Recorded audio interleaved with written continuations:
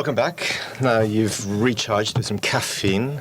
We're going to move into our next session. It will be quite long, but try and speed things up. And I would ask you all to participate, please.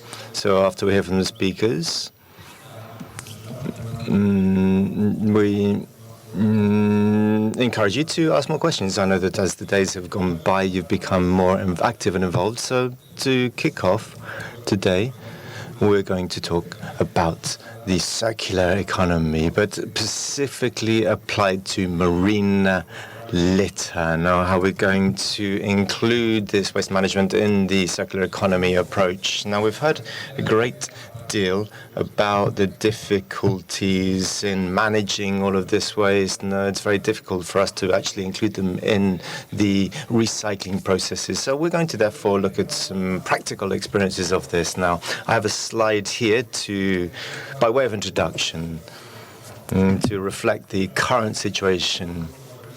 Now, if you look at this slide, we have the EU legislation that's been transposed into different countries, both in Ireland, as we heard earlier, Portugal, por supuesto, Spain, and in Portugal. So now I'm going to talk about all the various different types of waste. Now we have the waste management law, and then we have the packaging, tires we heard about earlier as well, single-use plastics, and so on and so forth. And I've given you all this information on one slide because we heard about ERPs, from our Irish speaker this morning. The RAP in Spanish, but ERP, extended producer responsibility, EPRs rather. Now we speak about scraps. We talk about EPR at length, but really, what is done by EPRs at present is quite a small part of the chain. Quite simply, the problem is that there is a lot of waste and people don't want to assume the responsibility, and they don't have the financial capacity to be able to deal with this. So if we look at scraps, we look at oil, we look at organic matter as well. How do we sort this waste? And there is not a specific producer responsibility on farmers or food producers. So we therefore need to have this extended responsibility. But there are many different waste streams that do not have an EPR attached to them. Now, if we look at scraps, which is the collective extended responsibility systems for producers, we need to be able to work with waste. And we often in the past call this orphan waste because these were different streams of waste that were not being managed by anybody. That's why we have extended producer responsibility. Now we need to be able to include also, we have the Tecnológico Institute, we have a scraps member as well from EcoEmbis as well, and we're going to be hearing from the other speakers about their experiences, and then we would like to open up the floor to you, the attendees, if you want to give us any feedback on these presentations that you hear. So I'm going to introduce our first speaker. Give me a second while I take off my glasses. Is Gonzalo Piernavieja from the Canary Islands Technological Institute. So we are in the Canary Islands, so I think that it is therefore fitting that we give the floor to a Canary Island speaker. This is an island region, and obviously we have several different islands, and it makes it much more difficult as islands to have a circular economy system in place, because of the very nature of these islands. Thank you so much to you. Thank you to all of you. First and foremost, I'd like to give thanks to the organizers and to the Carlos Rivero, who's not with us today, and to the government of the Canary Islands, AEBAM, and all of the other organizers. Thank you to all of you. Now, I'm going to talk about a strategy, perhaps the most boring part of today's session. And what are we doing within the government of the Canary Islands? Well, first, by way of introduction, I'm going to talk to you about the ITC, the Canary Islands Technological Institute. We are a public corporation of the government, and we work on multidisciplinary scientific fields, all based on sustainability. So,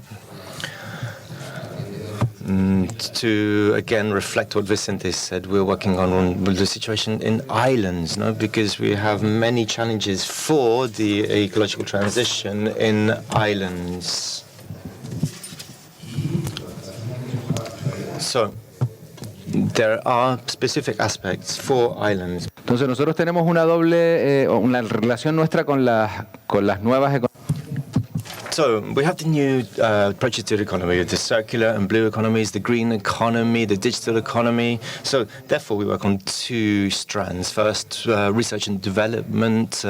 We do research into areas related to the cluster with which we're working. And then, as we're working through the Canary Islands government, we work on specific areas.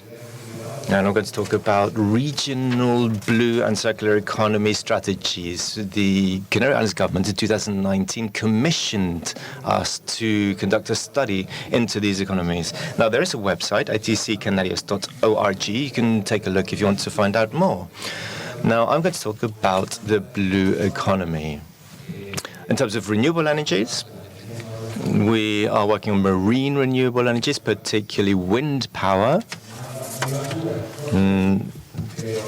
There is no marine litter involved, but certainly when we talk about marine renewable energies, this is a cause for concern amongst local populations. We can talk about that.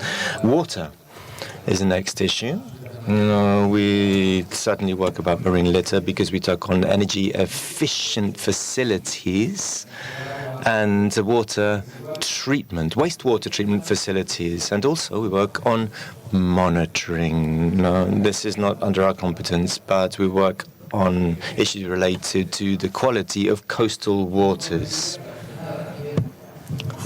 And then this also ties in with the blue economy, and again, it's not specifically related to marine litter, but we're looking at the waste produced on land and in the seas. We're looking at having zero impact, and we're looking at the cultivation of microalgae. This is, for us, the crop of the future. We're going to be cultivating microalgae on land, but we could also have macroalgae or seaweed cultivation facilities in the seas. So this is of great interest. If you want to take a look at the website, please feel free, or you can ask me any questions you might have about our various different activities.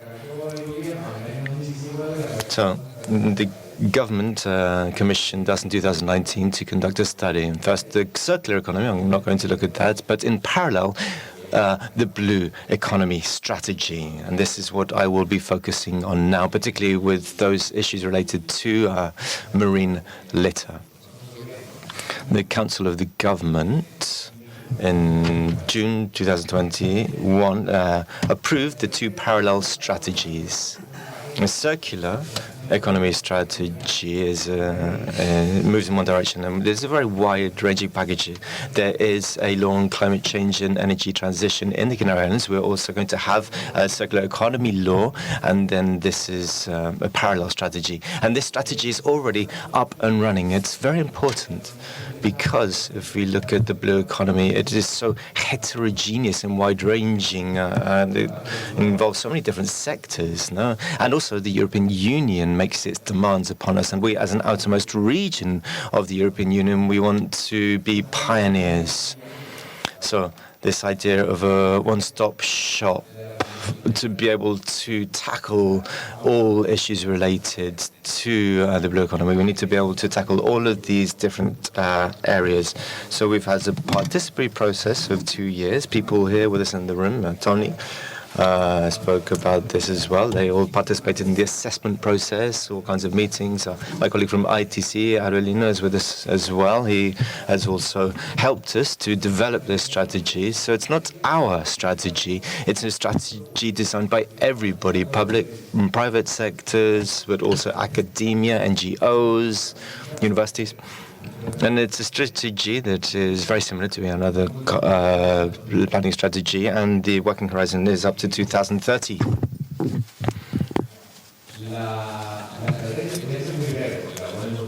I will be very brief. You can only read it in Spanish, but you can download it and you can automatically translate it if you wish.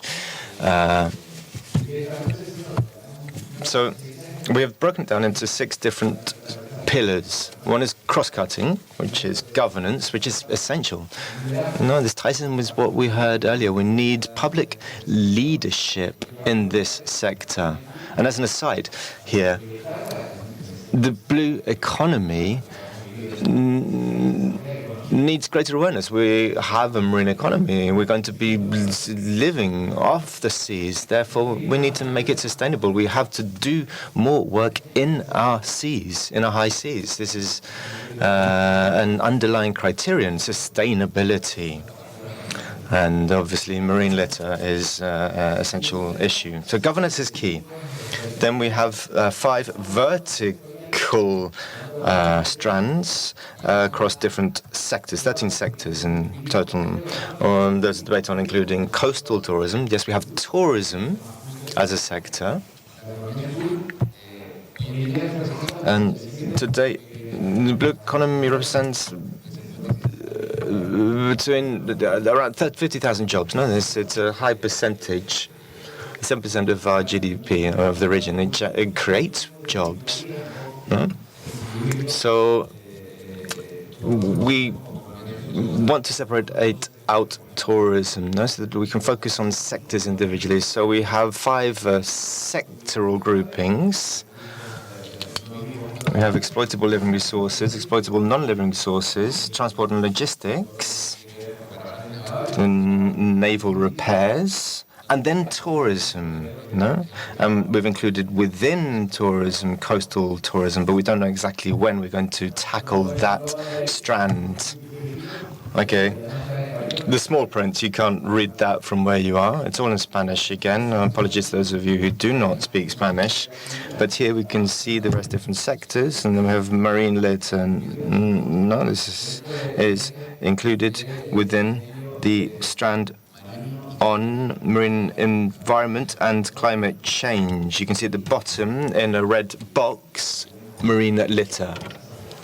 And then we have the governance pillar, which cuts across the different strands. So we have research and development, training, skills, and then we have competitiveness and maritime heritage.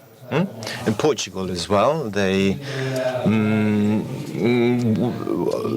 have a ministry and they have Director General for Seas, and in fact the Azores, which is the very first of the outermost regions to have a strategy in place. It's very much part of what they do in Portugal. They're very closely linked with the sea, but we're the second to have a specific strategy. Then we have action programs. As with any action plan, we need to have action programs, and then we have the measures. We have 135 measures altogether, 2 measures related to marine litter. One is on subsequent collection, sorting of marine litter in coastal areas and improvement of the management of these waste streams. And then another measure that relates with the upstream side, so downstream and upstream. And to curb the generation of marine litter and the impact of this marine litter. So if you want to look up the strategy, you can find this information very quickly, Measures related to marine litter. So it's passed in 2021, and we are extremely satisfied because we have the Regional Ministry for Economy, Employment and Knowledge. This is the ministry to which the ITC is attached. Then we have the Vice Regional Ministry that is providing the right kind of support. And we at the ITC are being commissioned to continue the work. Now, over the last year, we've had dozens of meetings with the working group. We have a working group for each individual strand and each priority.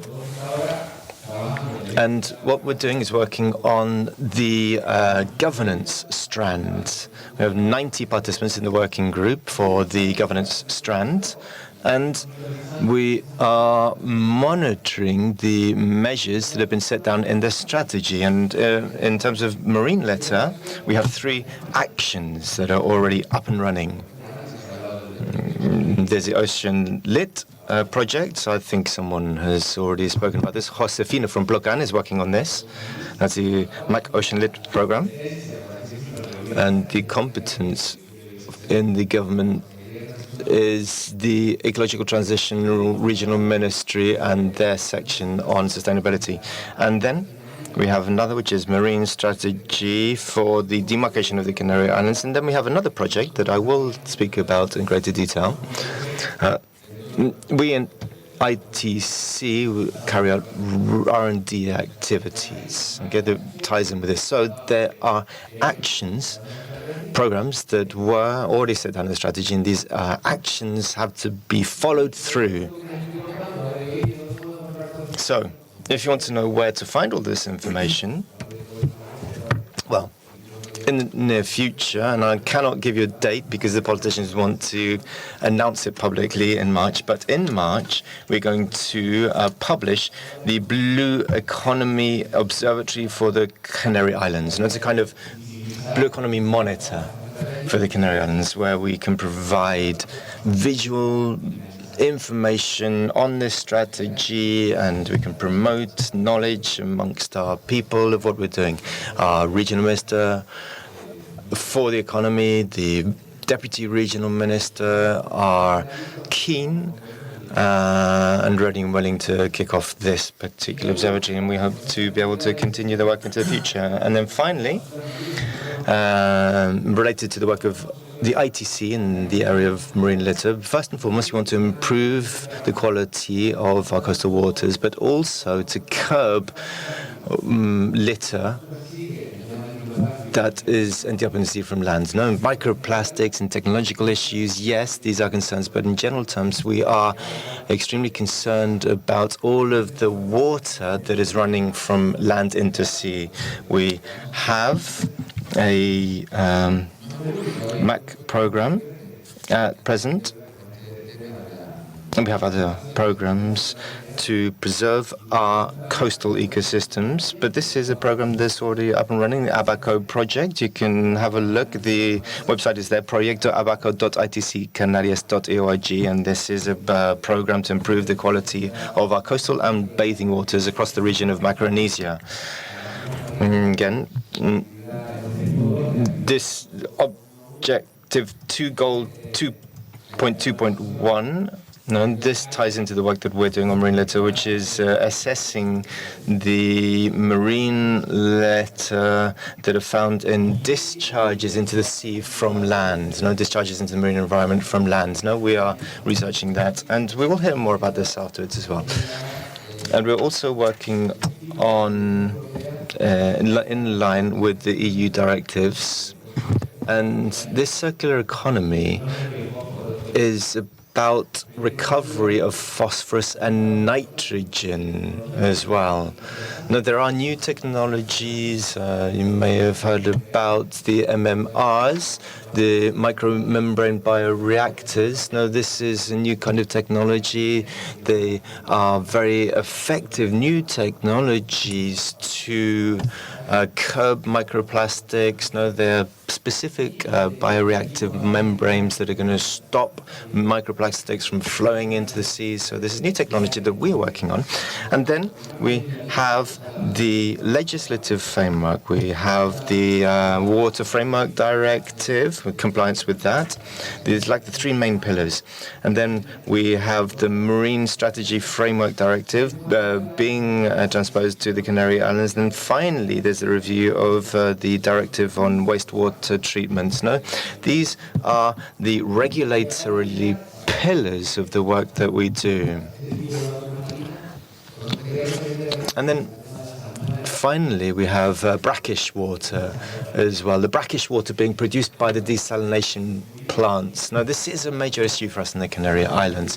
We have two initiatives at the ITC. One has already been successful. We have developed what are called Venturi reducers to reduce the amount of brackish water that is being released by the desalination plants. It's a patent that we have passed here in the Canary Islands, and this patent is now being exported abroad. These adductors are being exported. For example, they're being used now in Australian desalination plants, and this is bringing down the impact of brackish water on local sea systems. We have loss of seagrass. We have problems with diminishment of oxygen levels in the water because of the brackish water. So this is good solutions. And then the next idea is to take this brackish water and using it for other purposes. Might sound like science fiction, but at the last European Salination Society, SSS, organization meeting that we had last year in Gran Canaria, we had hundreds of technical proposals, and someone came here to have a brine mining approach. No, so this brackish water, this brine, they are looking at new ways of recovering brine and then using it for other purposes. So we are certainly focusing on this. This is a very important matter for us in the Canary Islands. This is another type of marine litter, in quote unquote, that we need to be able to find a way of harnessing and recovering in a way that works for all. Thank you. Muchas gracias. Thank you very much, Gonzalo. So we'll now continue. You have just given us a very positive vision of what you're doing here in the Canary Islands. And I think we can now move to the next speaker, who is Roberto Ruiz. So he can talk about a specific case.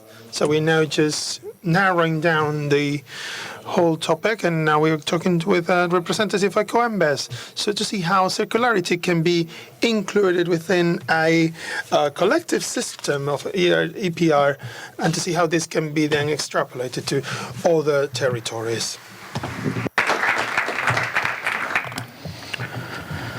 Bueno, pues buenos días a todos. Lo primero. Good morning. Congratulations to all, to the Canary Islands government, and thank you also for bringing us to such a wonderful location. I don't think you could have found a better location for a conference like this. And as Vicente was saying, I'm going to now talk a little about our approach from the scraps system, which is the EPR collective system.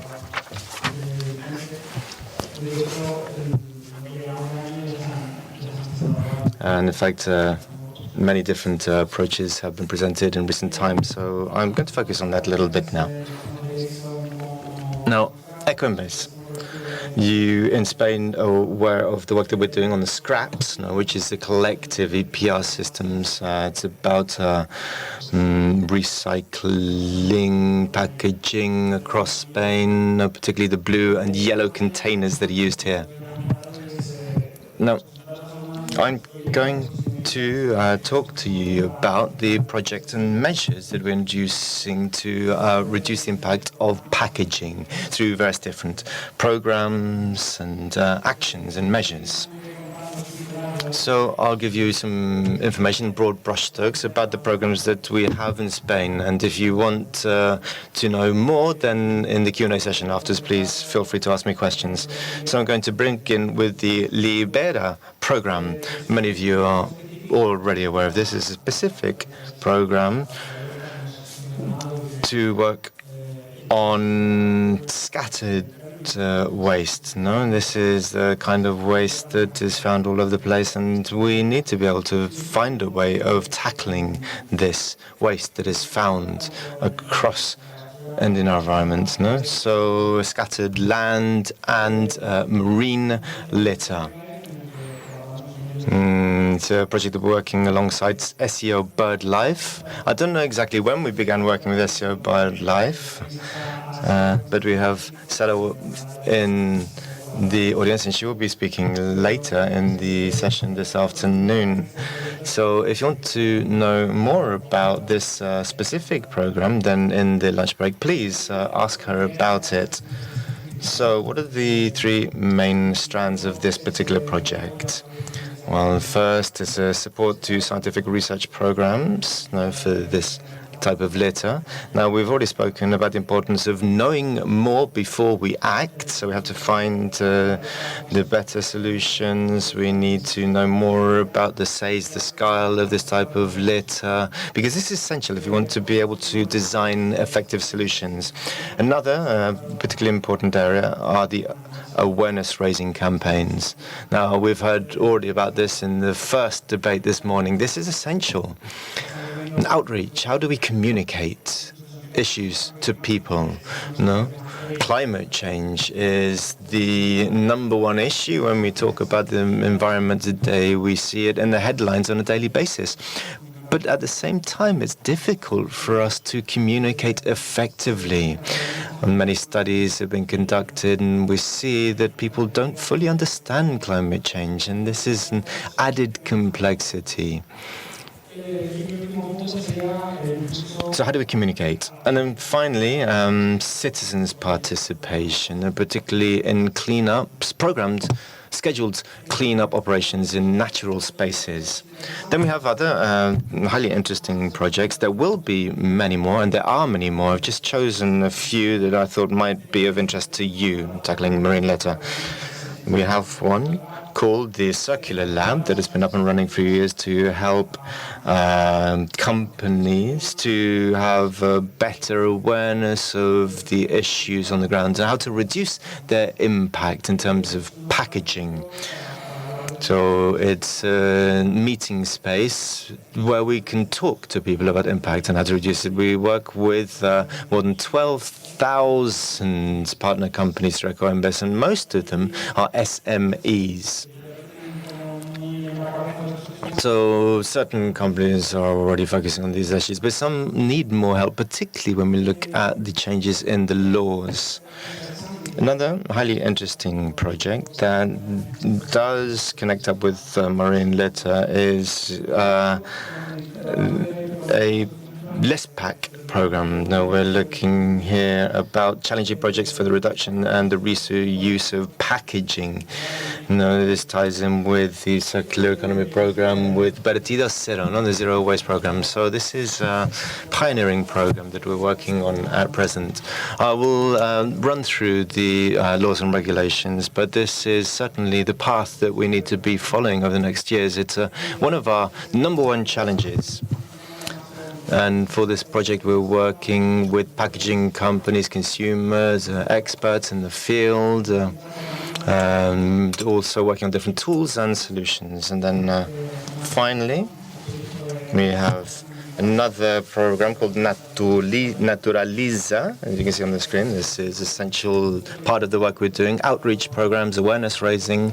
So in this case, we're working with teachers, particularly primary school teachers, to work on issues related to circular economy, climate change, biodiversity, and so on and so forth. And we often think about our children, certainly true, but we do need to educate the population at large, and I think that environmental education has to really percolate across society. And then finally we have PAC-CD. Just to give you a brief overview of this program, it was a project created in the Circular Lab. And the Circular Lab is a center that we have in Logroño in the north of Spain, and we've been working on promoting R&D and entrepreneurialism, working alongside issues related to packaging. And one of the programs that was born there was the PAC-CD. This ties in with eco-design. Eco-design, I think, is essential for us to be able to reduce marine litter, inter alia. And the European Union is now talking about the fact that 80% of packaging and services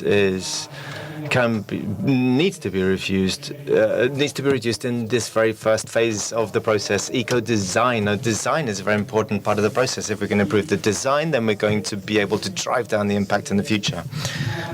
And this is a tool that we're providing to packaging outfits.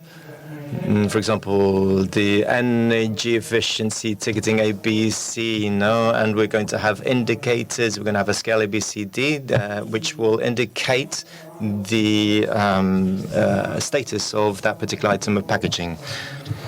And then, of course, we have to look at regulatory developments, both in Europe and in Spain. We have European directives, we have new laws in Spain. And also, as Gonzalo was saying earlier, there are strategies, laws, much like the circular economy strategy, the circular and blue economy strategies in the Canary Islands, the ecological transition and climate change law for the Canary Islands. And across the regions of Spain, many new regulations are being rolled out, no? And also for local associations and organizations. So this began with the directives in 2018 and 2019 from the EU on packaging, on packaging waste, and then we have the SUP directive that has been transposed in Spain. In fact, the law on waste and packaging waste have been now transposed into Spanish law. We can discuss this if you wish in the Q&A session. Then we have the Spanish circular economy strategy in 2020, but this is not the end of the road by any means. Last year we had another law that was passed as well. We have a sequence of directives that need to be transposed into Spanish law, and there's a piece of legislation as well, new regulation on packaging waste, and soon there's going to be a new waste directive, and this is set to continue, both at EU level and at national level in Spain. I think this is the message that we need to take home with us. We are on a path, but we have to continue on that path. There is much yet to be done. Then this year is going to be a brief pause in this raft of different regulations, which means that we now going to move on to the implementation stage. Now we have this raft of regulations that have been approved, and therefore in this new implementation stage we are going to have to overcome complexities. There are uncertainties, challenges that we're going to have to meet together, and therefore we need to interpret the regulations with the governments. We have to look at the collective EPR systems, the scraps in Spain as well, and if we don't pool resources, we're not going to be able to hit these ambitious goals that's set down in all of these rules and regulations. So I'll stop there because there is much food for thought. We could spend hours discussing these different laws and regulations, but I'll stop there, and if you have any questions, please feel free in the Q&A session afterwards. Thank you. Thank you so much, Roberto. So, waste.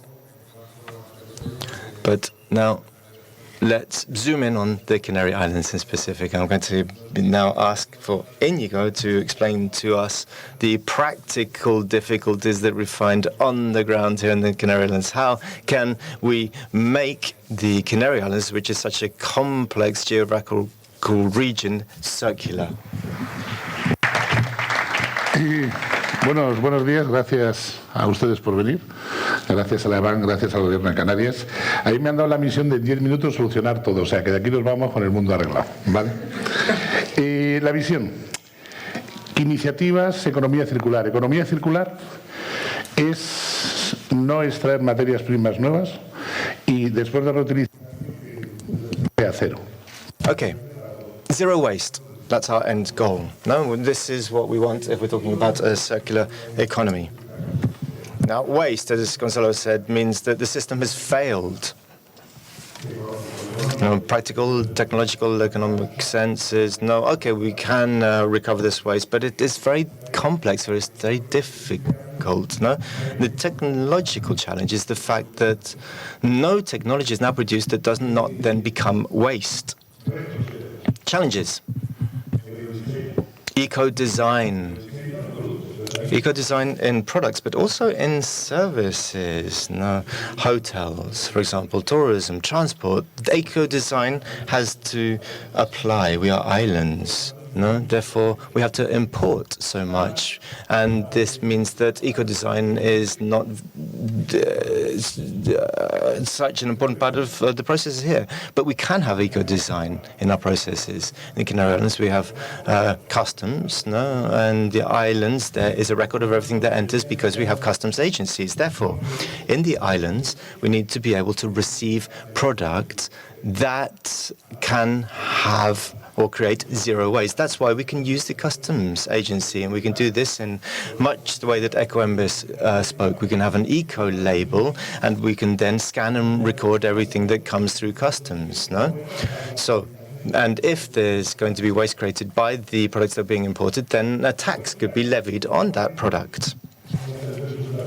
Now we are outermost regions, we are an island region, this is true, but we have problems as well.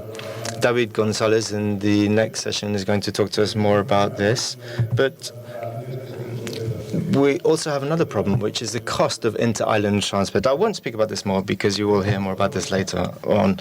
Then we have what we call orphan products. Now, these are products that reach the islands, but there is no traceability on the origins of these products. So we're now looking at this, and we need to have a proper environmental management of the products when they reach our shores.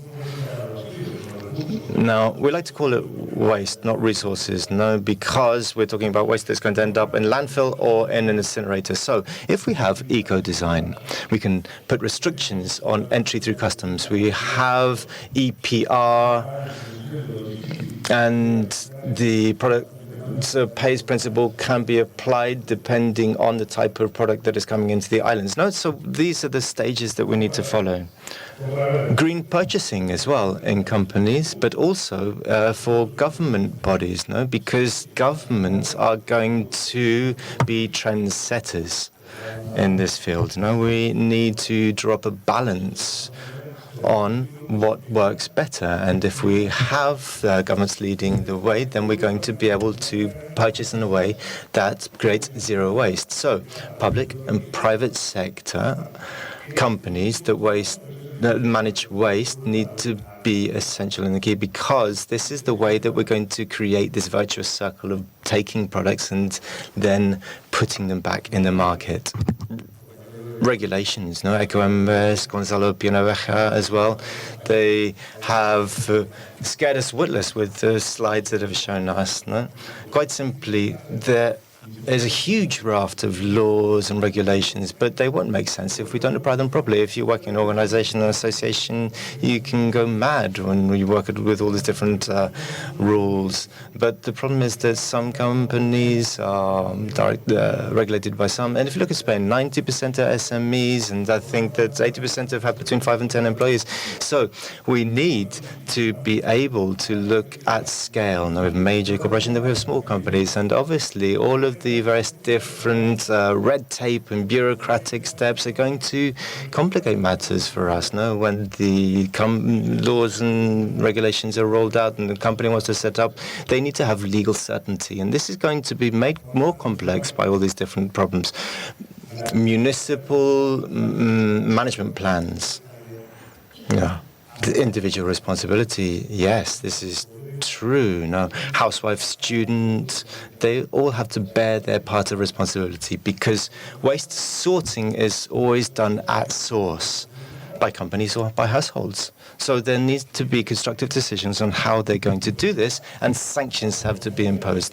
People need to be penalized if they don't sort properly. No, but we have the producer pays principle, but also sorting needs to be done correctly. And this leads me on to my next point, knowledge. People need to be aware of their responsibilities. A businessman, a doctor, a member of society, they need to be aware of their responsibilities. And local government also need to know what they are talking about. We need simple messaging.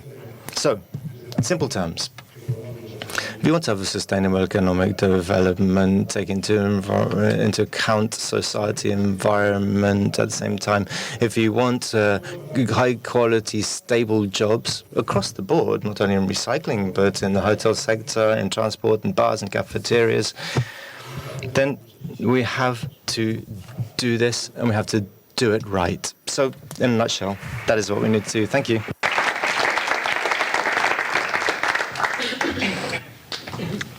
Gracias, Íñigo, por aterrizar mucho más el problema y también las soluciones.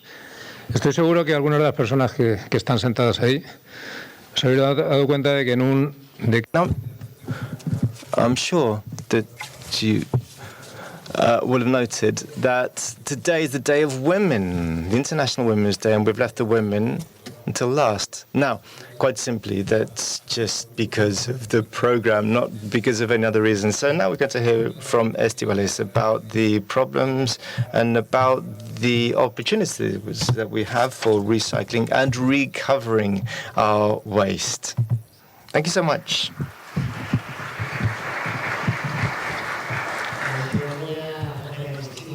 I will take up the banner. The baton from Íñigo. Now we have United Nations classification on what marine litter is. And we work in this area. I'm sure that you will agree that waste is the failure of the system. What we call orphan waste, what we don't see, and what we don't care about. And we have all been participants in the process of generating all of this waste. So we're part of the failure of the system. So, at Vertidos Cero, my organization, we've been working on this for 10 years, marine litter. We've tackled it as a solid marine waste, which is what it is at the end of the day. In the last 5-6 years, we have focused on specific aspects related to the fisheries industry. And we have a project that's been up and running for 5 years. And now we have the Circular Seas project, working with Atlanta. And now Coca-Cola European partners are also working on this as well. And we are leader of 3 public entities working in Spain and Portugal on environmental issues, working with thousands of different stakeholders, NGOs, public-private entities, and a huge number of research and development centers. Now, we focus on passive fishing for litter programs. No, so what does it mean when fishermen go out on a daily basis and they find litter tangled in their fishing nets? Instead of throwing it back into the sea, they take it back to land. No, Catherine has spoken about similar issues as well this morning. No, this is also tied in with the container system, the on-land waste management systems, classifications, so that we can provide data for subsequent research. And there is a major challenge that began in previous projects, working with the Fundación Biodiversidad, Biodiversity Foundation in Spain, is the fact that nobody wants to manage this litter. And secondly, we can't recycle it. No? This was said in Fora like today. People were saying that marine litter can only end up in landfill or incinerators. And no, we said this is not the case. We can do more with marine litter, and therefore this is our approach now. So 112 ports in Spain and Portugal at the beginning of this project. At present now we have there's 12. Now there's 7 ports now, all types of ports, small ports, industrial ports, little ports in the regions as well. In the Canary Islands, we have fishing ports, small-scale fishers, because we don't have major trawlers operating in the Canary Islands. And we are ready and willing to work with anybody. It could be a visiting trawler, for example, on the area of Normandy as well. We go and work with them up there. We are ready to work with anybody from across the fisheries sector, whoever they are, wherever they come from. So 5 years of project.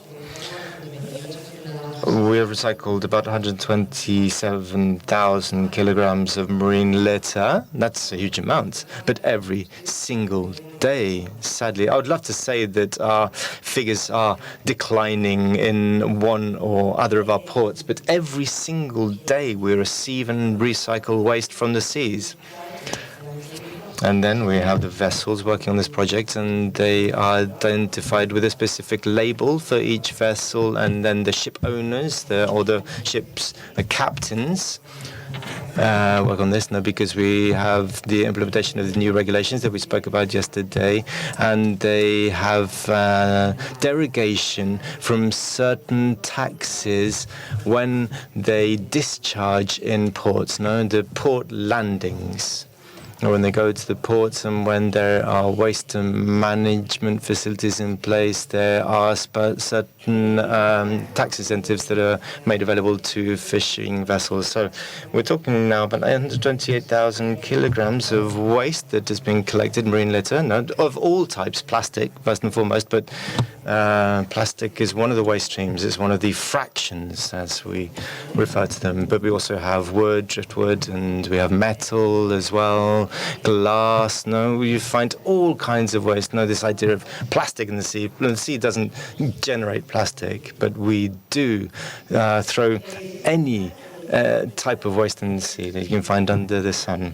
So we have PET as well, 15,000 kilograms. Now these are the water bottles that we use, and these are being sent to the Coca-Cola Foundation Research and Development Project in the Netherlands. This was about 3 years ago. They presented their very first plastic bottle made from PET that was recycled from marine litter, the sea bottle, quote unquote. So this is a project that recovers PET from the seas using a chemical process where it is polymerized through pyrolysis systems. The PET is then polymerized in a new process to make PET products once again suitable for food use, or in this case to be used to bottle drinks. Another thing that we have they're working on is data. All of the litter that is landed is counted by unit or by weight. This comes from the OSPA forms. It is a simplification that is done by the Spanish Ministry for Ecological Transition. It focused more on identifying the origin of marine litter. So we have this characterization system. You can see the graph here. And according to this, 72% of marine litter is plastic. Well, what do you expect? If you take a look around you, you can see the amount of plastic scattered across this room is probably more than 72%. So it makes perfect sense that what we use is going to end up in our waste streams and is going to end up in our seas. We're talking then about units. If we talk about weight, it's about 48% in terms of weight. That's plastics. Obviously, it is a considerable amount at the same time. So of these 128 tons that have been recovered, 90 tons were plastics. And we decided something had to be done about this. And then we had metal, obviously, wood and glass, and other fractions. So this 90 tons of plastic, 11 tons have gone to the chemical recycling facility for PET that I already mentioned. But then we have 79 tons. We have to explore possibilities. We have degraded material.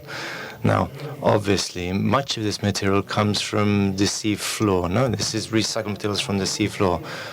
In fact, we know that 80% of all marine litter is on the sea floor, and it is very difficult for us to find and recover. It's very difficult. This is mixed materials, and they've been colonized as well. Everybody who works in the seas, the speed at which any kind of solid material is then colonized by sea bugs. Apologies, the non-technical term for those marine biologists in the room.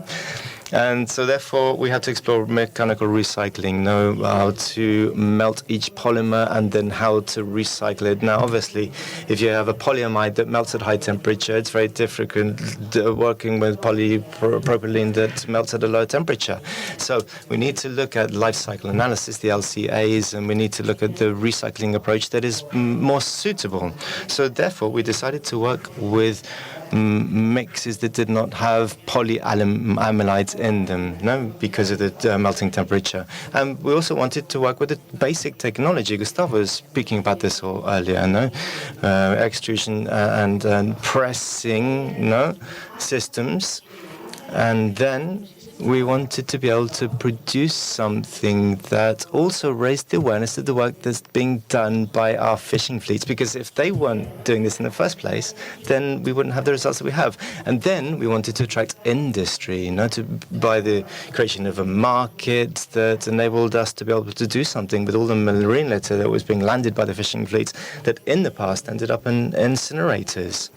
So therefore, we developed different trial products, plastics, Valencia. We then created a formula of polymers being melted at a specific temperature. And in fact, we have an NGO with us today, and they are working on this. These are products that you have all seen. And then we wanted to be able to put this on the market, the end product. So we have an heterogeneous degraded with lots of organic matter, like the lobster pods that you find here in the Atlantic. We find this on wild coasts across. And in fact, if you look at the display upstairs, you can see this. Then we have polyethylene, low density, that is all mixed up. And then we have the sheets of industrial plastic as well.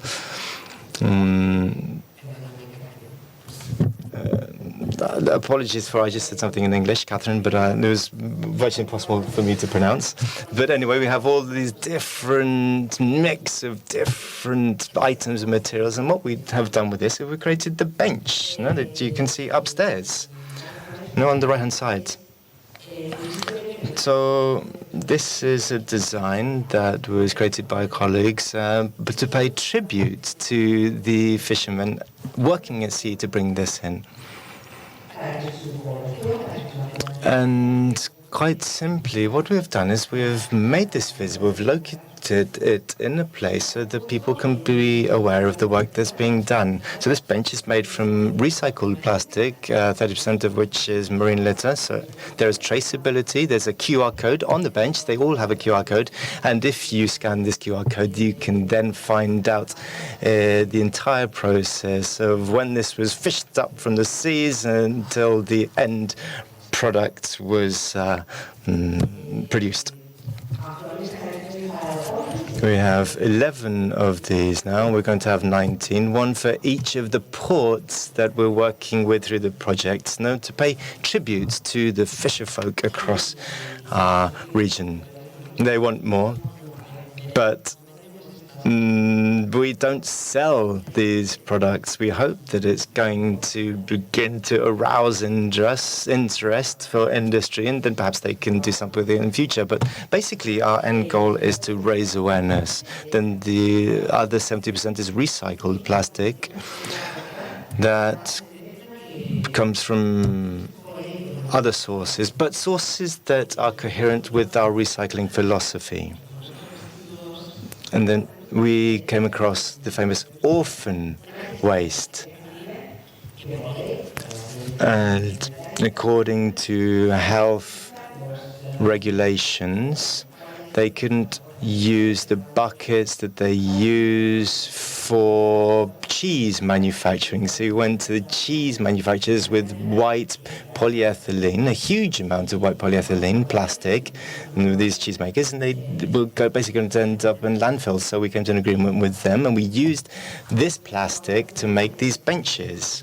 Here you can see images of the benches that we've already located across Spain. Here we have in the Balearic Islands one, And then in the near future in La Restinga, which is another port here in the Canary Islands that is collaborating with us on the island of El Hierro. And in a month and a half, we're going to send one to the Horta port in the Azores Islands because they're also working with us. And that's what we're doing with our benches. And I think that these benches are a wonderful tribute to all the fisher folk that are working with us. So thank you so much.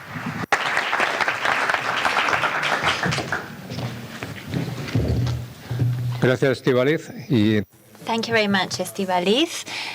This is the end of our first round of presentations. So now we'll pass the floor to Andrea, who will talk a little bit more to us. Please go ahead.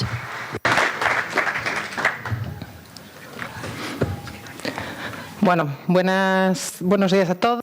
Well, good morning, everybody. Good afternoon. I'm from the EQUA Foundation. We're here to give you some practical examples of how to integrate the circular economy with marine litter and to know where that marine litter is coming from. For those of you that aren't familiar with us, we were founded in 2015 with the goal of bringing visibility to the problem of marine litter and looking for a solution with the circular economy in order to avoid this problem and look for potential solutions. We all know that the vast majority of marine litter is located at the bottom of the sea. We see a very small proportion of the marine litter that exists on the surface. And we're all, I'm sure, horrified by these types of statements that we read very often. By 2050, there will be more plastic than fish in the ocean. We're not just talking about plastic, actually. Of course, plastic is the most visible problem. But as we saw on the previous slide, there is a lot more marine litter. And we need to know where it's coming from in order to avoid it ending up in the sea. So what are we doing then to find this litter? Well, there is a project called Upcycling the Oceans that works with fisher folk, particularly trawler fishers, to find this litter, to take it out of the ocean and then investigate where it's come from. The project, as I say, collaborates with fisher folk. We put our researchers on board, and so when they pull up their fish that is mixed with litter, rather than throwing that litter back into the ocean or bringing it back to the port, they put it in containers, they take it to the port, and then we actually provide containers at the port so that all the different boats can collate their litter that they find there. And thanks to our partnership with Coembres, with the Spanish government, we collect this rubbish, we take it to recycling plants, and we categorize it. The parts of this litter that we're able to recycle is, of course, part of this circular economy. This is mostly in the form of PET that's found. There is a Spanish brand, actually, that is a fashion brand that works with using recycled plastic, recycled materials, trying to use less water and less emissions. So we try to work with this brand called Equad in Spain as well. So I'll show you this video that explains a little bit about how it works.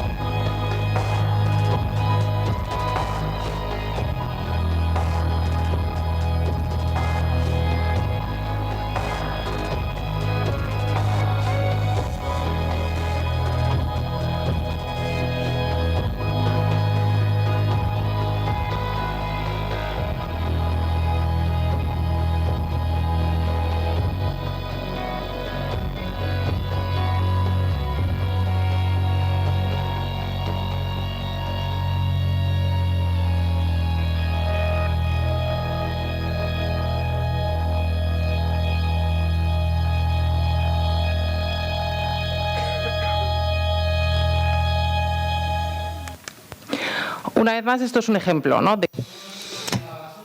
Again, we're presented with an example of how we can take a part of this marine litter that we find, use design and engineering, and we create materials that prove that this rubbish actually has value. As you can see, this bag is made of this fishing lines in part. This is actually part of the latest collection. So fashion has a role here, but other industries can also use rubbish to make their products. So upcycling the oceans exists in 4 countries. We began in Spain. Now we are present in 45 ports, including in Italy, Greece, and France. We mentioned as well part of the project that functioned in Thailand for a few years too. More important than the amount of tons of waste that we take out of the ocean, actually the most important thing is to understand that marine litter is a global problem and we need to work globally to find solutions. I really like this slide because it shows how varied the people that we work with are. We work with more than almost 4,000 fisher people. You can see in this map where we have a presence, but I would like to give them the chance to explain the project themselves. Bicicletas, televisiones, botas, zapatos. Ha una valigia piena di indumenti. Un contenedor de basura. Neveras, hidroaviones. Lavadoras, grifos de cerveza. Ci sono qualsiasi cosa strana c'è anche a mare, purtroppo. Los objetivos de Upcycling the Ocean son 3. El primero, aportar nuestro granito de arena en la limpieza del océano. Que no cuesta nada coger y ponerlo en una bolsa, llegar en un puerto y depositarlo en un container. Es un simple gesto. El segundo, concienciar y sensibilizar y demostrar que una solución es posible. Hay que empezar a atacar el problema desde el origen. Que el mar lo estamos contaminando todos, que la contaminación empieza desde casa. Sin la ayuda de la ciudadanía, por mucho que los pescadores luchemos, pienso que no va a servir de nada. Y el tercero, fomentar la economía circular y transmitir que la basura tiene un valor. Si solamente nos limitamos en traer la porquería a puerto, estamos cojos. Lo que el pescador nos costaba de entender, al menos a mi modo de ver, era recoger algo y que se quedara en el muelle. Necesitamos el siguiente eslabón, que es que alguien coja lo que nosotros traemos y estemos seguros de que eso no va a volver de ninguna forma otra vez a la mar. ¿Cómo? Reciclaje. A mí me gustaría agradecer a los pescadores porque este proyecto lo hacen con el corazón, lo hacen porque creen que es lo correcto, lo hacen por su amor a los océanos. Creo que son un gran ejemplo para todos nosotros. Η κατάσταση στη Μεσόγειο φυσικά και με ανησυχεί, γιατί είναι ένα επάγγελμα που έχουμε μεγαλώσει και έχουμε μεγαλώσει και τα παιδιά μας και δεν θέλουμε να σταματήσει ποτέ. Y se va mentalizando la gente y yo pienso que llegará un momento en que esto se consiga algo. Y el día de mañana puedes decir, mira, yo he contribuido a limpiar este mar. Entonces tenemos que ir trabajando ya. Es un paso fácil a hacer. Si la gente pone un poco de su parte, el mar no tendría por qué sufrir lo que está sufriendo. Esta es un poco la voz de los pescadores que nos explican mucho mejor que yo. So there we have it, the fishermen, a much better place to explain the project than me. But circular economy is not just recycling, it's not just getting waste and doing something with that waste, it's much more than that. It's a system to palliate the problems created in the past. With these photos of rivers full of waste. And this is an example I want to share with you of a program we're doing through our foundation, because it's a project that demonstrates the importance of what our colleagues have spoken about. How do we design the projects and the impact that they have on the environment?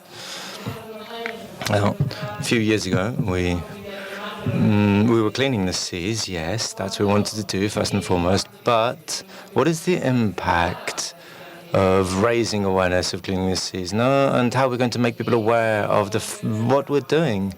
And so we started working with both of them, the cosmetics manufacturer, a 3-year pilot project that we're doing with the Libera project, and our friends from Paisajes Limpios, green landscapes. And we therefore wanted to see what's happening in our rivers, or why is it that the products end up being in the sea. Now, I have a few examples of exactly what we were doing here. I don't want to speak too much about this, but we are working on rivers, on data samples, on looking at barriers for waste, and also working with locals so that they can understand the type of waste that ends up in their rivers, but also on river remediation and restoration projects as well. But what I wanted to highlight is the fact that we have been working with the rivers, and there is a huge problem with hygiene products. Now, these are used on a daily basis in our households, and it's not a new problem, but it's one that has increased in scale in recent years. And if hygienic products were eco-designed in a way that made sense, then they wouldn't end up in our rivers, which is one of the biggest problems. So if we look at the circular economy, if you asked me, a circular economy strategy to stop marine litter, I think that the first thing that we have to do is ask ourselves, how are we designing the products that are going to have a damaging impact on our seas? Because, yes, we need to raise awareness, but really the first step needs to be working at source, design.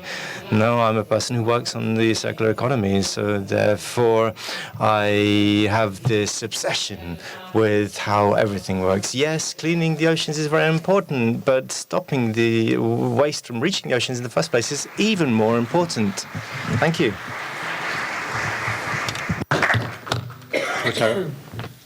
Muchas gracias.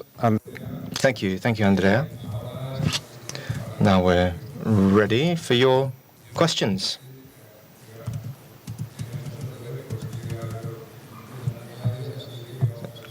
And we have one already. Great luck. Can I do it in English? Yes, please. It's easier because then it would have to be Portuñol, which is a bit difficult for you to understand. So I'm curious to know a specific part of your cycle of recycling and creating a product for the market, which is from when the materials are deployed in the ports, then you said they are transported and sorted. Who transports, who sorts, and who pays for it? That's my question. I don't know if I should answer in English. No, you can perhaps do it in Spanish because both. Okay. Once it reaches the port, we have a partnership with Ecoembes in Spain, and therefore the partners do the transport, and then they sort the waste in the plant. We pay for it, basically. All the partners in the project. It's private financing that we managed to secure because many organizations want to better understand the why and the how and what scientific data underlie the entire system. But yes, private funding, it's not the private sector that pays for it. No, in all the countries that we work in.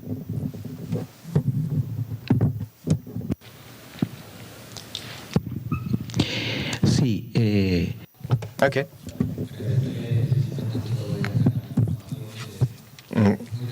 Okay, certainly it is all very relevant information that you have provided us with, but I'd like to raise the bar here a little. I'm talking about orphan waste. Yes, but we also have a fraction of waste that is invisible. And I'm talking about plastic fiber, microplastics and plastic fibers that end up in our seas. They are perhaps even more polluting because they are so invisible. We don't even have reliable information to be able to gauge their full impact. So, to Gonzalo, you spoke earlier, which I think is quite extraordinary when you're talking about prevention. I would ask, therefore, if you're now putting certain methods or barriers into practice to be able to reduce the impact of plastic fiber that are ending up directly in our natural environments. Okay, yes. There are certain areas that need yet to be explored. I've been speaking to colleague Balthazar working in our parliament. There are promising new developments. The membrane bioreactors, MBRs, seem to be working pretty well now, and we also have support both public and privately now. The wastewater management systems are very complex. We have PPPs in place, so therefore we're now working on this. So with the MBRs, it would seem that at least we can retain microplastics. But then we'll see what happens. The ABACO project and other projects being developed by the the Canary Islands government, and then we're going to have other tenders, and we're going to see what's going to happen. But certainly, I think that the ball has been set in motion. MBRs are effective, yes, to stop micro and even nano particles. MBRs, yes. Yes, you'd like to add to that. I'm talking about microfibers. These barriers have to be in the washing system or in the wastewater treatment facilities now, and it's very costly, and we need the space as well to be able to install them. There are certain makes of household appliances that are working on systems, and hopefully these will be marketed soon in Spain. They have already been released on the Asian markets, and once the fibers have reached our environment, then you can think about it. But certainly there is research being done. In fact, yesterday people spoke about microplastics as well. And again, in line with what Andrea spoke about, rivers. Now we're seeing these sanitary pads across our environment, no? And that's about 80% of the fibers that we find. So textiles, yes, particularly nylon textiles, but I'd say 80% of the microfibers are cellulose in different forms and shapes.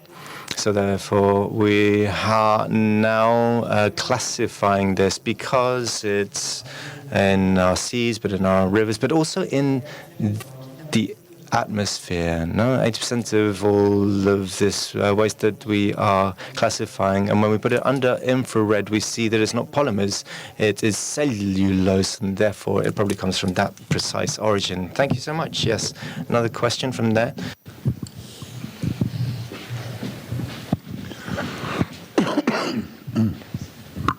Muchas gracias. We'll ask in English, if that's not a problem. I have two questions. One is for Andrea, and as the colleague was asking, it's also on one of the parts of the life cycle. Can you shed some light on the, let's say, last part, the end of life, when the jacket is not to be used anymore?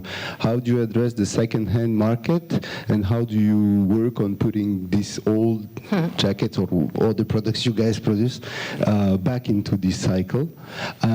This for you. I have one for Estibalis, as I run an association from French law. We have this dilemma of being financed by some players like Coca-Cola, like you guys deal with. We are making concessions, and I would like you to shed some light on your experience on what does it take for you as an association to work with this industry. What are the benefits, what are the risks, and how do you handle that? Thank you. Andrea, sí. Tema de segunda mano. Te pregunto, if you don't mind, so, okay. Bueno, antes de nada, la Fundación Ecoalf y Ecoalf son dos organizaciones diferentes, pero sí que es cierto. Okay, yes. We're talking about different organizations here, but yes, I can try and answer your question. In the case of Ecoalf, and we all say this, Ecoalf will say, don't buy clothes if you don't need them. And at level of the model, we're working on clothing repairs, wearing second-hand clothes, because certainly this is part of the circular economy. And if you look at EcoFalf, our model is not fully circular, because as long as we don't solve the end of the life cycle of a product, then we're not going to be able to be fully circular. Now, we're talking about very complex issues, particularly when you're working on an international scale. EcoFalf works in the 23 different countries. So how do we manage logistics in a way that is environmentally sustainable? And it's very complex. But over the last year and a half, this is certainly one of the key areas of focus of our company. But EcoFalf is a company that was set up in 2009. It's an SME. Might not seem so because we are very good at communicating. But this is one of the main challenges that we're focusing on, because we are now a global country and it is becoming ever more difficult for us to find solutions. But it is certainly a challenge for us. Estíbaliz. Yeah, dilemma, yes, you're right. But there is a solution. We are an environmental NGO, yes, but we're not environmental activists, we're researchers. Certainly, we research the environment on various different levels, yes, but we're not activists. So our interest is to seek out solutions. Full stop. Now, I'm speaking on behalf of my association, not on my own behalf. Here, the solution for any environmental awareness program needs to be based on science, more than awareness, and therefore we need to include all stakeholders. And particularly if we're talking about the market and acting in the market, we need to work with the people who have generated the waste that's ending up in our oceans. We have to work with them, because if they understand the problem, and it's not just about them providing funding, it's about them understanding the problem. And if they understand the problem, then they are going to undertake actions to avoid it. So with Coca-Cola, certainly, we were reticent to begin with private funding, Coca-Cola. But this has enabled us to do what we wanted and what we thought we should do, more than just the 4 photos that they have taken for publicity upstairs. No, and they have been fully open to all of our ideas, sharing not with us, but with all of the partner associations on the project. We have one in Portugal. Sorry, I never remember the names of the different partners. This is an association that focuses on the sea turtles in Spain, Ecomar as well, another, but all of the other partner organizations as well that work across the project. And they have been open to all the proposals and suggestions, but also to the sustainability strategy. And we have been fortunate because we have Coca-Cola Company R&D unit in Brussels, and they have allowed us to work on complex chemicals, on life cycle analysis, because it helps us to better understand. We need to understand the life cycle of that particular item packaging. So we've been able to work with them, and that has enabled us more than anything. And I'm perhaps a little bit crazy, but this is me. I'm lucky enough that 99% of the times I ask them questions, they answer me. And we also have an agreement with the Autonomous University of Madrid on geophysics and biochemics to be able to better treat marine litter to create printed circuit boards, PCBs. Now, Andrea spoke about upcycling. We are providing added value to these recycled waste. So therefore, we're going to begin to research possibilities here at the University of Madrid. So welcome any source of funding that is going to enable us to make headway. I'd like to add, if I may, the circular economy is an economic model. products and services are created by private companies. They are the ones who create the problem or the solution. So we have to work with them. There's no other way. No, if there is another economic model, then fine. But if we're not going to work with them, we're not going to create a circular economy. There should not say that they're the enemy. There are companies that behave better or worse. But if they create something that has an impact, then we need to be able to work with them. They're not the enemy. Even the worst of all products or services, we have to work with them because we have to explain it to them. We have to make them see the truth. So private enterprise is not the enemy.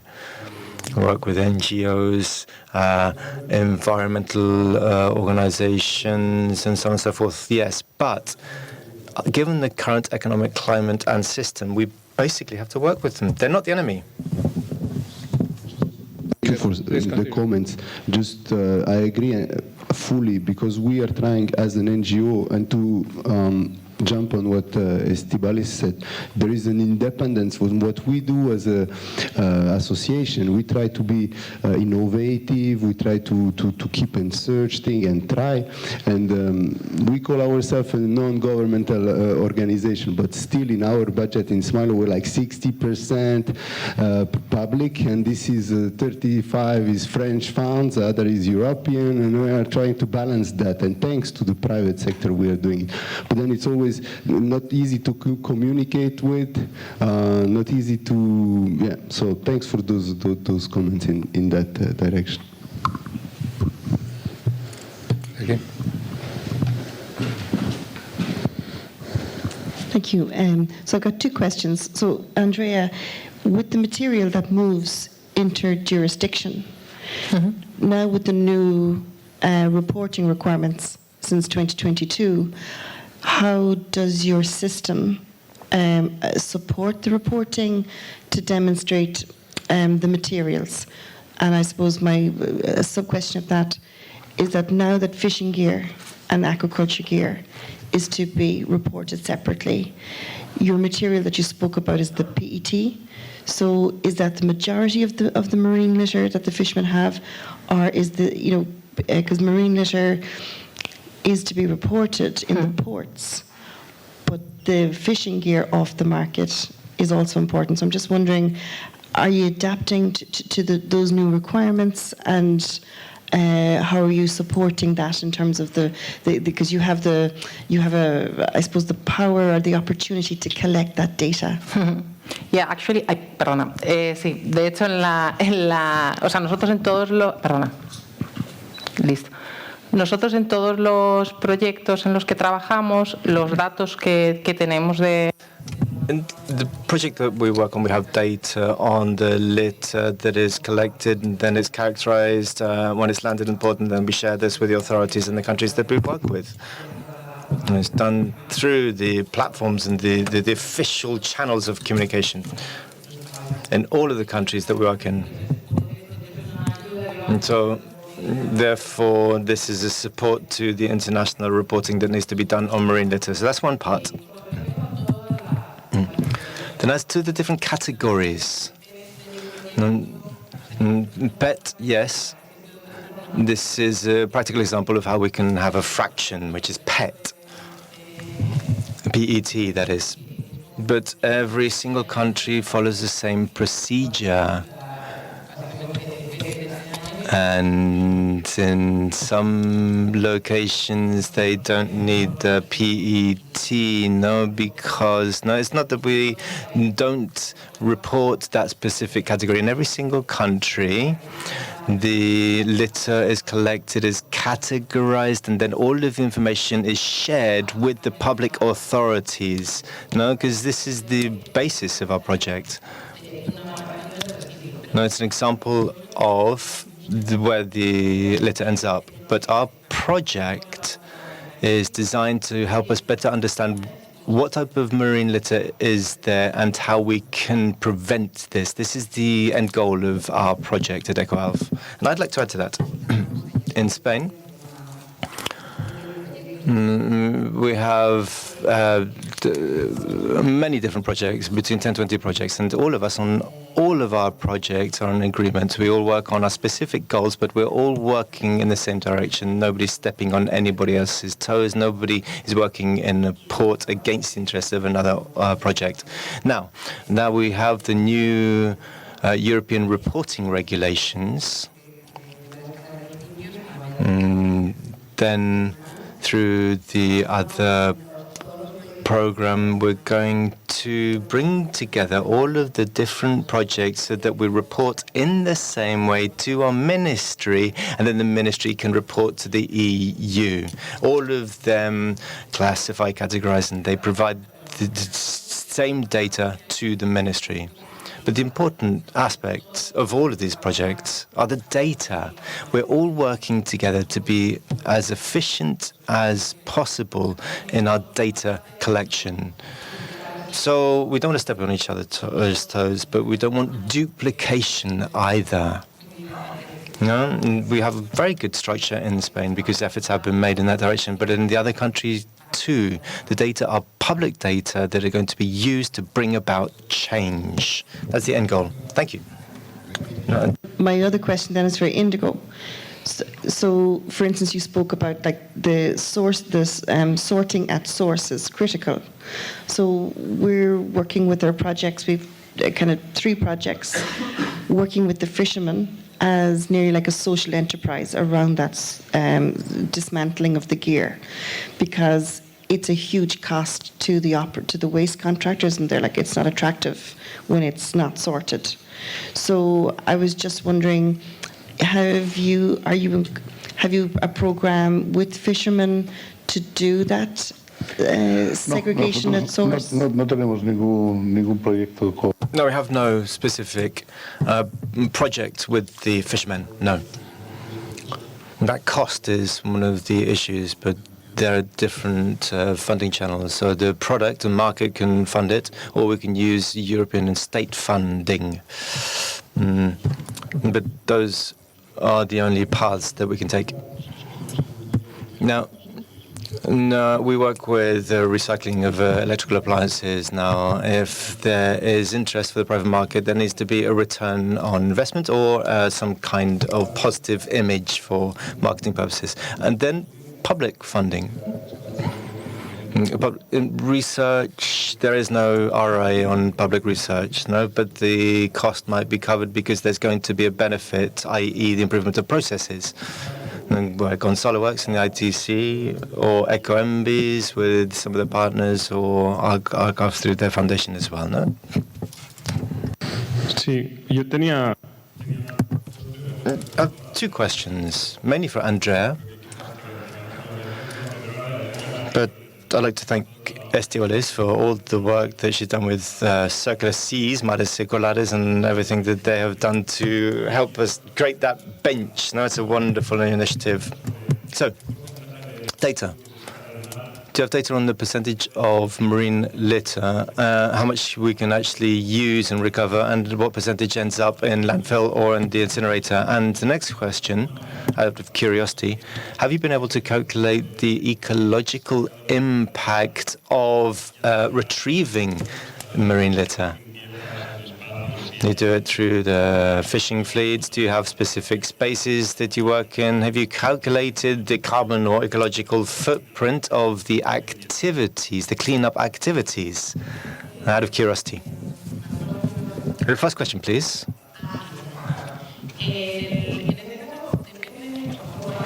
Okay, by country, what we do is we classify in following more or less the same models. But we do have overall figures on the fractions. And capacity to actually be able to do something with the different waste fractions, well, this really depends on how industry takes an interest. I can give you a specific example. EcoAlf, for example, they can use PET. In France, We began on a project fairly recently, and with the first marine litter that we collected, we have classified it in general terms to have a better understanding of the different functions. And now we're speaking to local industry. We are saying, we have this material. What materials do you use in your industrial processes? So we're talking about research and development here. No, in fact, we looked earlier at the processes of R&D. No, after many years of study, how can we produce a product using a specific type of material? Again, we are open.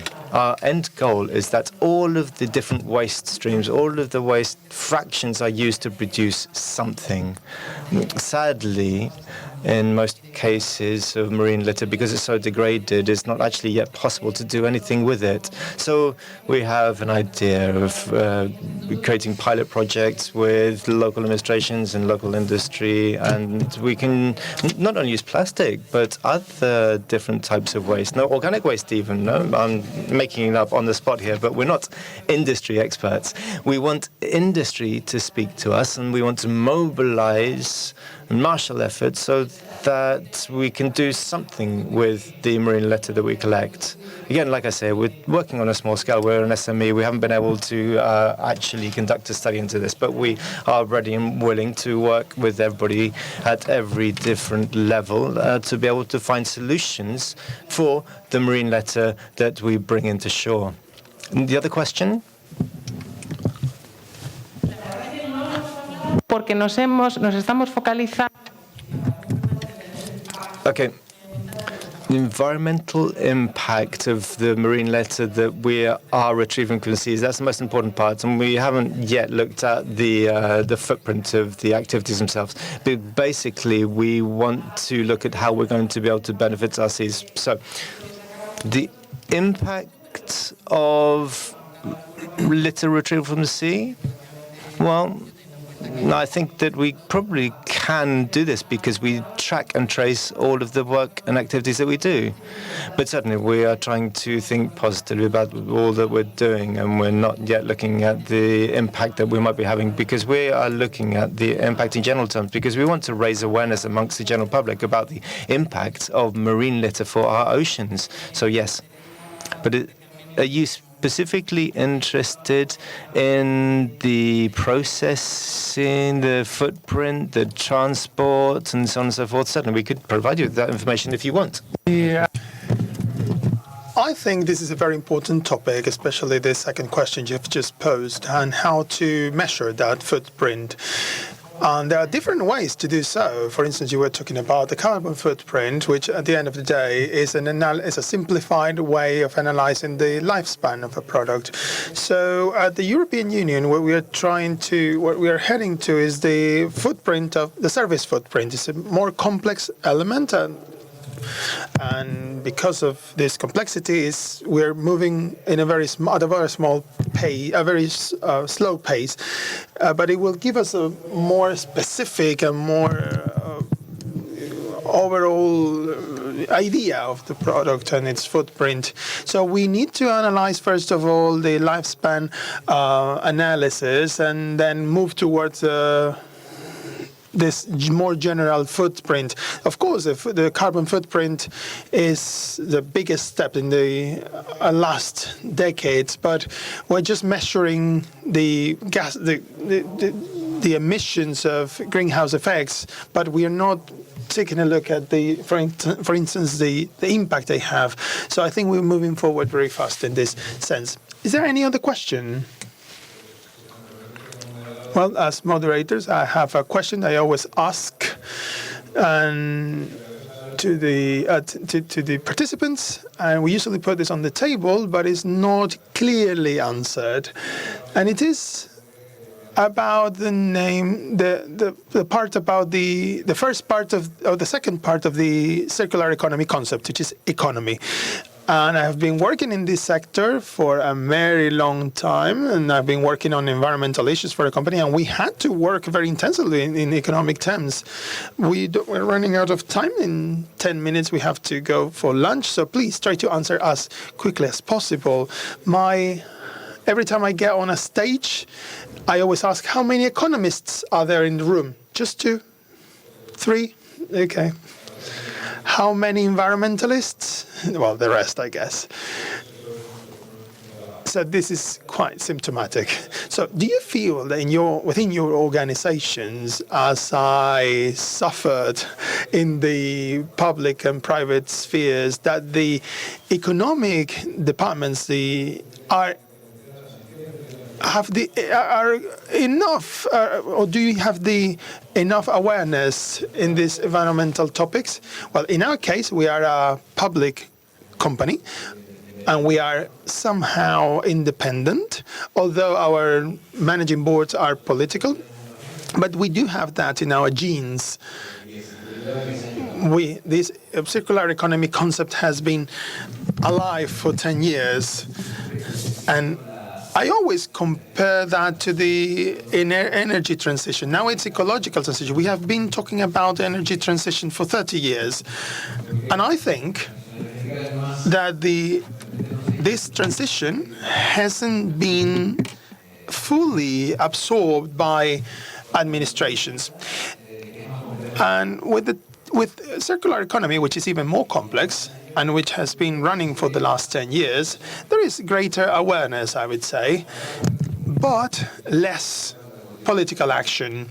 We need awareness, R&D, and political action. And apparently, I think, we're following the directive sent from Europe. And in the Canary Islands, we have a proposal for a very ambitious directive on circular economy. And after learning from the energy transition, we will move faster now in circular economy. This is a complex thing, and you're well aware of this. And articulating, regulating frameworks is very complex, but at least we have raised awareness, and we do have a strategy here in the Canary Islands. Thank you for being brief. I will just move to Andrea, so I don't always follow the same order.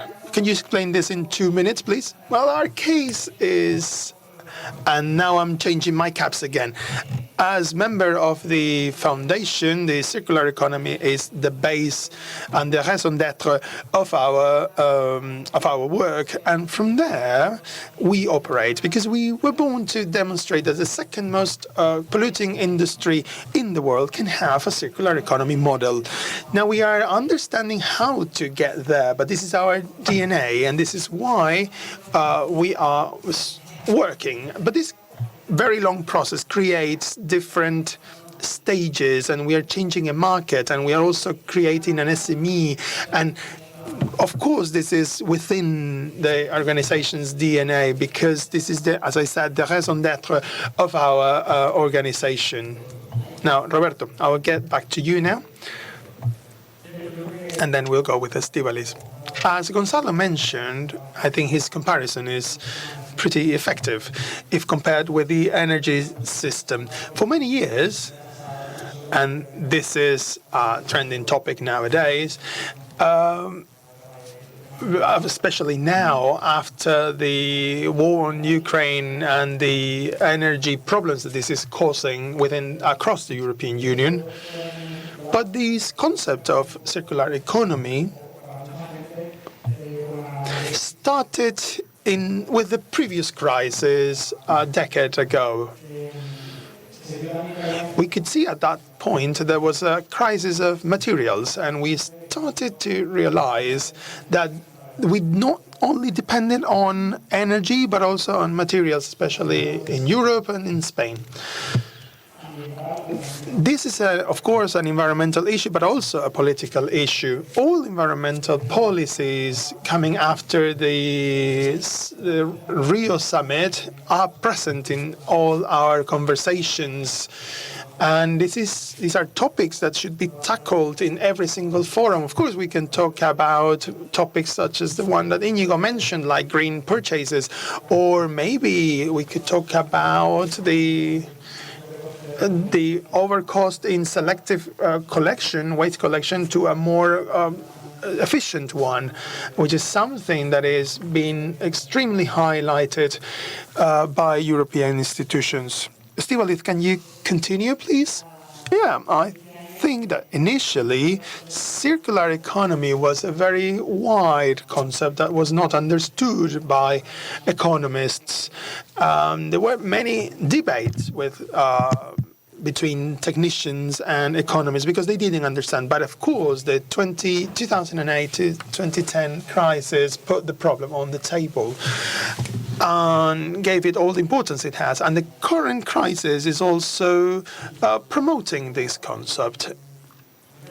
And I think companies with models like the ones you have just presented, which are very small projects, maybe some prototypes, maybe can be mirrored by big companies that are a citizen request, but we do need to work with economists hand in hand, because if these pilot programs are not proven to be economically feasible, we are heading nowhere. So we need to work, as I said, hand in hand, so all together we'll learn how to articulate this whole process. So, Íñigo, let's go back to the Canaries.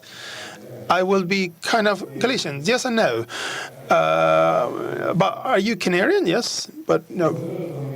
The circular economy model is not a hippie movement. It's not an environmentalist movement. It's an economic model that is launched by Europe to keep their competitive advantages over other markets in this economic war. And the way to set boundaries is to create different legislations, but then this is moving towards different directions. So we have a population that creates its own income to have a healthy environment and to have a series of services and products that compete with other products within the model. And then this is combined with different policies and sustainable processes, as the ones that have been mentioned. But this is a circular economy model. And some politicians are not aware of this because sometimes they are very philosophical, but when they should be working hand in hand with the economy and to find balance in this. And it's true that moving from the linear model of big companies to the circular economy is necessary. And this is why this is present in European directives. This is why we are working on adaptation and digitalization. But if we start a speech by saying that circular economy models are something else but economic model, that is a clear indicator that they know nothing about circular economy. So thank you very much, you all, for being here with us today, and for being so patient. And I think we are right in time. You have very actively participated, and we will continue after lunch. Thank you very much.